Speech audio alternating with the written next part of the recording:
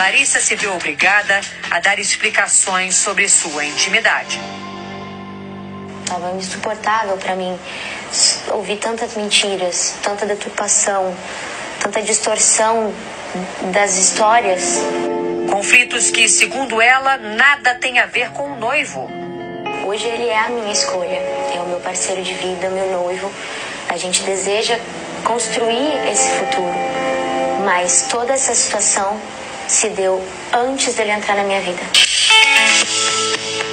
Criança prodígio, Larissa Manoela começou a ganhar dinheiro muito cedo trabalhando como modelo. Saímos de Guarapuava, nossa cidade natal, no interior do Paraná, quando eu comecei, 4 anos de idade.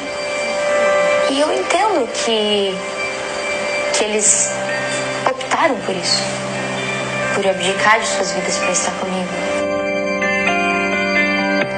Mas Larissa diz que mesmo depois da maioridade, não sabia quanto ganhava, quantos bens tinha. Começou a questionar os pais. E no último ano passou a ser mais incisiva nessa busca por informações. Eu só queria entender, então, esse negócio. Como estava essa questão financeira que nunca me era apresentada? Que eu não sabia o que eu recebia, o que estava sendo pago. Em uma conversa gravada por Larissa no fim do ano passado, a mãe reclama dessas cobranças. Quer me chamar de mercenário? Pode chamar, mas que eu não vou abrir mão de 1 centavo é cuidar do seu dinheiro. O resto, você pode fazer aquilo que você quer. Como é que você recebia alguma coisa, algum dinheiro? Eu recebi uma mesada mesmo. Qualquer tipo de pagamento, que fosse uma passagem aérea, a compra de algo mais supérfluo, eu tinha que pedir autorização. Me dá um exemplo prático disso que você está falando.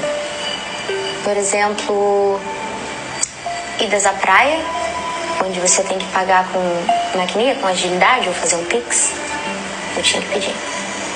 Pedir dinheiro aos seus pais para, por exemplo, Comprar tomar um refrigerante, uma água de coco na praia. Sim. A gente está falando de R$10.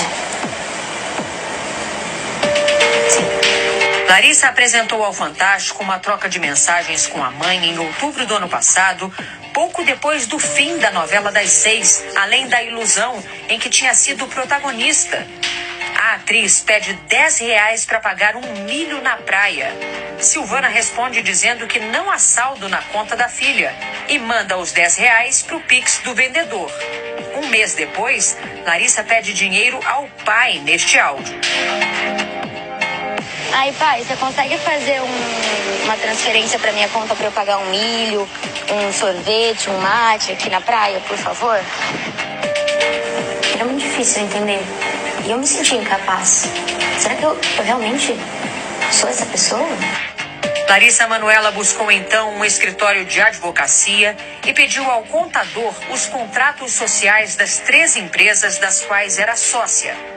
A primeira, da Lari, aberta pelos pais quando ela tinha 13 anos em outubro de 2014, para gerir a carreira da filha. Todos os contratos, os pagamentos. A empresa também concentra a maior parte do patrimônio adquirido ao longo da vida profissional da atriz. Nesta outra gravação, feita por Larissa no fim do ano passado, o pai e a mãe afirmam que os 3 tinham cotas iguais, de 33% nesta empresa. É tudo holding, minha filha. E a holding ela é igual a da Lari, 33, 33, 33? Sim. Entendi. E quando eu descobri que essa porcentagem, ela não estava no papel, assim como me era ligado em conversas. Qual era? 2%. Que você tinha. E eles 98%. Exato. A segunda empresa só foi aberta em junho de 2020, quando ela tinha 19 anos. Desta vez, a empresa pertencia só a Larissa, mas uma cláusula dizia que os pais tinham plenos poderes para tomar decisões sem prévia autorização da filha. Eu era a única sócia, mas eles eram 100% administradores dessa empresa. Então, por isso que eu era só comunicada. Eles podiam decidir, assinar e se comprometer por mim. E a terceira empresa é uma holding dividida em 3 partes iguais, criada em maio do ano passado para reunir todo o patrimônio que estava na primeira empresa, o que nunca aconteceu, segundo Larissa. Os únicos imóveis da holding seriam uma mansão e um terreno adjacente na Barra da Tijuca, Rio de Janeiro.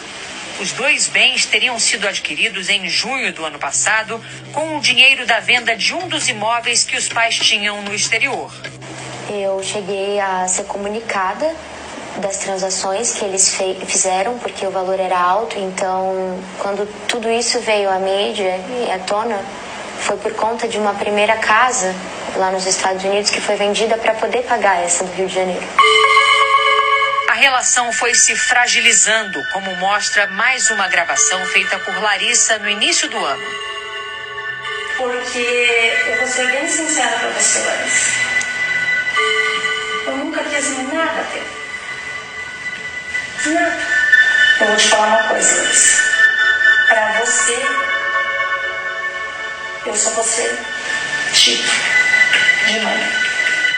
Quando falar mãe, pra você, você só vai ter o título de mãe. E é isso. Licença. Em março, Larissa e os pais se reuniram na presença de advogados para tentar uma redistribuição na sociedade das empresas. Eu propus a gente conseguir fazer essa divisão entre 60% para mim e 40% para eles. E quando a resposta voltou, através do advogado, 60-40 para eles e 40% para mim, foi o que eu recebi. Para mim não fazia sentido, eu pensei, então vamos tentar chegar num acordo de 50-50. Os pais concordaram com a divisão meio a meio da empresa, mas segundo Larissa, desde que ganhassem 6% da renda da filha pelos próximos 10 anos. Como se fosse uma pensão. Exatamente. E disse para eles que não haveria como ter essa porcentagem vitalícia. Ou por 10 anos, o que fosse. Sem acordo, sem respostas. E eu cheguei a falar isso pro meu pai.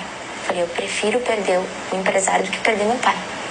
Eu a todo instante tentei fazer com que essa conversa, esse assunto, ele fosse desdobrado de uma maneira simples. O rompimento foi inevitável. Larissa tirou os pais da administração da sua empresa individual e começou a renegociar os contratos atrelados à Dalari, aquela empresa em que ela só tinha 2% para concentrar todos os rendimentos em uma única firma. É com essa firma que Larissa vai gerir a carreira. Além disso, ela conta que decidiu abrir mão de um patrimônio estimado em 18 milhões de reais e que deixou tudo para os pais. Eles até agora não assinaram o distrato das sociedades nas 2 empresas. Eles não assinaram? Não. Por quê? Eu não entendo.